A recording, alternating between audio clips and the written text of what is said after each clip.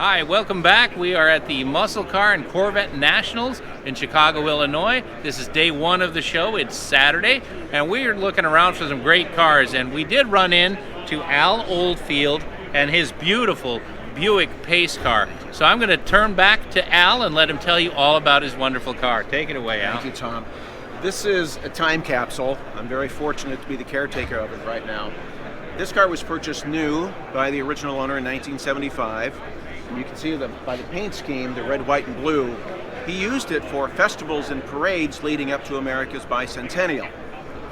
Unfortunately, he passed in 1976. The car went to his stepson, who appreciated it but didn't drive it, kept it in the garage, and I picked it up close to 20 years ago. 3,200 miles, original down to the tires, a fair amount of patina, but I wanted to honor the memory of the gentleman who bought it new and used it and shared it with people, so that's why we've left it in original condition, complete with a couple of holes drilled in the front bumper where he put the flag stands when he was in parades and festivals.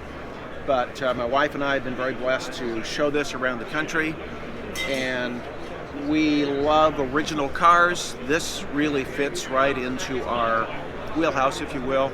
We also have a couple of other Buick pace cars, 1976 and 1981. So this is very special to us, and we love being here and sharing with people. A few people come by and go, "Oh, I saw one of those," or "I had one of those," and a lot of people come by and go, "What is that?" So it's great either way.